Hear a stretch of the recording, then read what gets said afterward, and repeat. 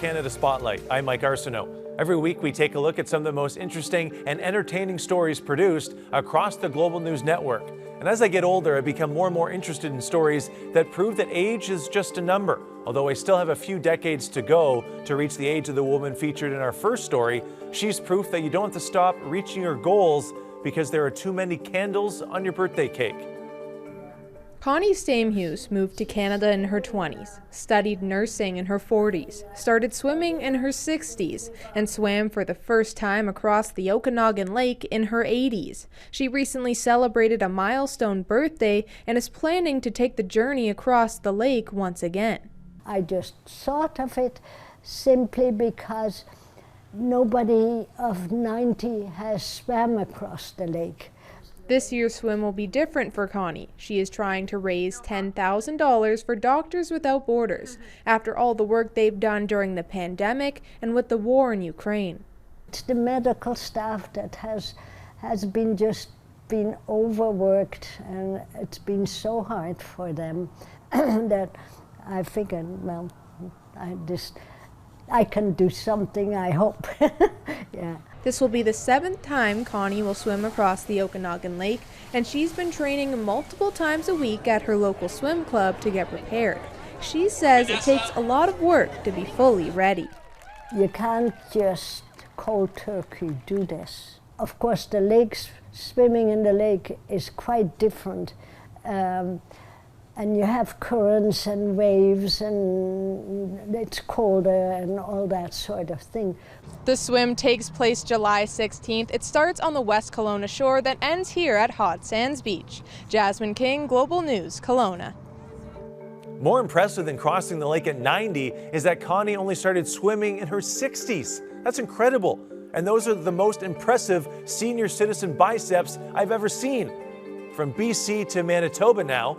We're in the midst of the summer wedding season, and one couple from Ukraine recently got married in Stonewall, Manitoba, surrounded by strangers and new friends, while their families watched online. I now pronounce you husband and wife. It's a day many hope to celebrate with family and close friends. But for Ukrainian couple Violetta and Ivan Michaud, their wedding looked a little different than they imagined. Getting married on Canadian soil, surrounded by people they'd only just met. Everything was so beautiful and so nice, as in the movie. The pair got engaged in Poland while awaiting Canadian visas after Russia invaded Ukraine. I proposed to Viola, became my wife, and she answered yes. A church connection landed them in Stonewall, Manitoba, a congregation and community ready with open arms. The couple's host, Rachel Clark, and her family played a key part in helping them organize their special day and stepping in as the wedding party. It was just so exciting, and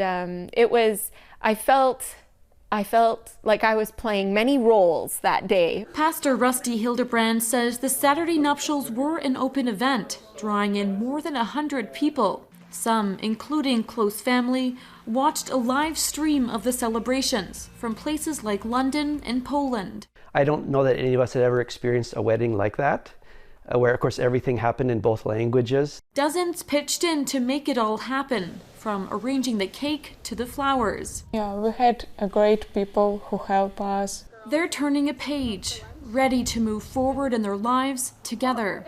Rosanna Hempel, Global News. Well, many congratulations to Ivan and Violetta. Obviously, it's not the wedding they wanted, but it will definitely be memorable. And kudos to the Stonewall community for rallying around the couple. I'm sure that story will live on in that town for decades to come. Now we're moving from Manitoba to the moon. Plans are in the works to send more humans to the lunar surface, and it all starts with a satellite that will create a new orbit around the moon. Earth's moon is the only place beyond our planet where humans have set foot. It's one small step for man, one giant leap for mankind. More than a half-century later, there's a return in the works. 3, 2, 1. It's called the Capstone mission, NASA making a new path around the moon to clear the way for astronauts to eventually set foot again on its surface. NASA teamed up with 2 private companies at a relatively low cost of about $30 million.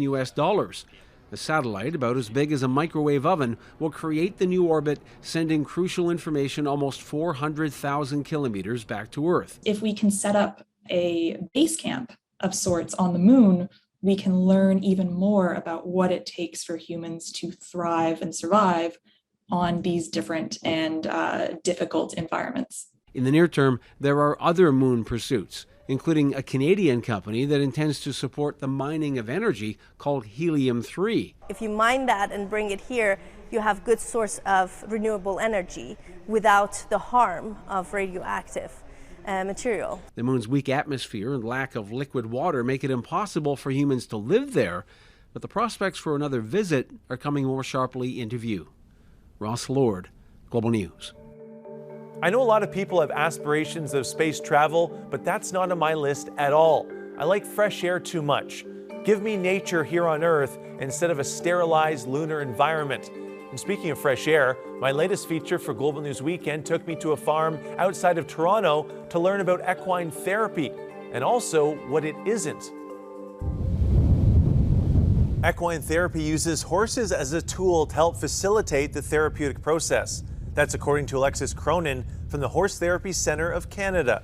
There's a lot less pressure when we're at a barn doing an activity with the horses. We're not in that typical setting of an office where I'm asking you questions, writing it down, this intrusive type of eye contact. Also, similar to like pets at home, like dogs and cats, they're very empathetic animals. They can mirror our emotions. They support us when we're going through processing intense emotions and trauma. People like Alexis are licensed therapists first and horse trainers second.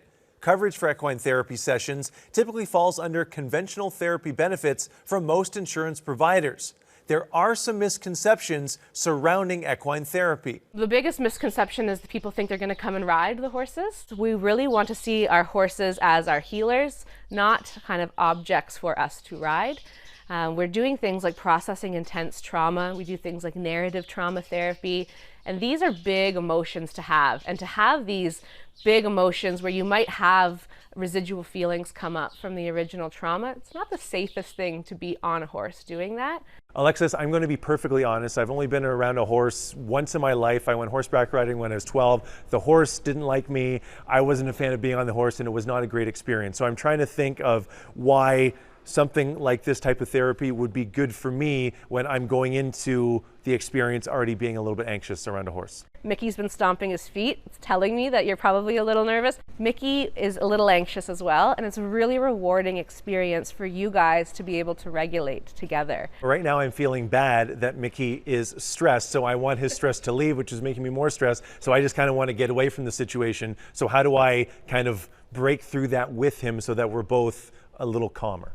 So if you're feeling anxious and someone's around you, would you want them to kind of say bye and abandon you here? Or would you want them to kind of give you some support like you're kind of giving to Mickey right now? The chewing that he's doing right now is similar to the way that dogs wag their tails. It's a sense of him feeling calm now.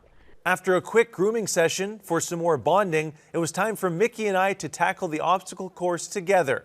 If you feel comfortable that you and Mickey have established that connection, I'm going to unclip them, and I'm going to go around and kind of help you support Mickey through here. So think about the ways that you like to be supported when you have a challenging task. Do you like words of encouragement? Do you like a little pressure? Do you like to be forced to do something?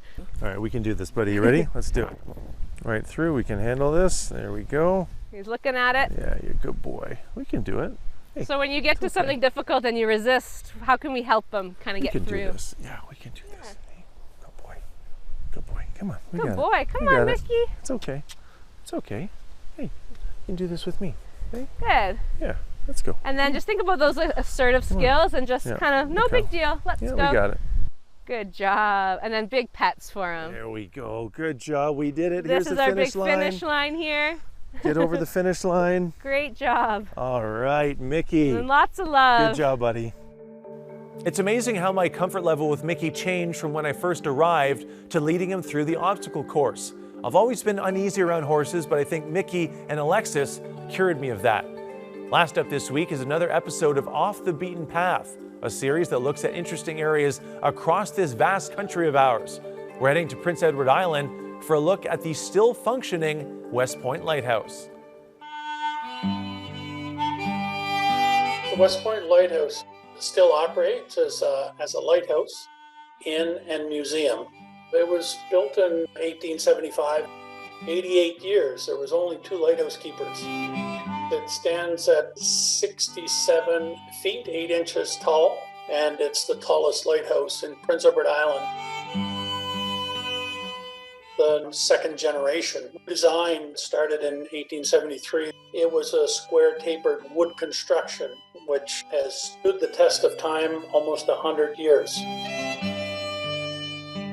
Our lighthouse is non-traditional. The vast majority of lighthouses will be red and white. Our soil and sand has a high concentration of iron and turns our soil and sand red. It was difficult for the ships and the inshore fleet to actually distinguish between what was sand and soil and or lighthouse. After the superintendent saw for himself, an order was given, and it's been black and white ever since. The fact that we can share the lighthouse and the folklore and the stories and the experience of actually sleeping in a lighthouse, it's definitely an experience that would be uncommon almost any place else in the world. Watching that made me think about the road to Avonlea and my favorite character, Gus Pike. My family would watch that show every Sunday night. And I was so intrigued by the reason why the lighthouse has the non-conventional black and white color scheme. That's a great trivia tidbit. All right, that's it for the Cross Canada Spotlight this week. Be sure to watch Global News Weekend Saturday and Sunday mornings at 7 a.m. on the Global TV app with Prime Video.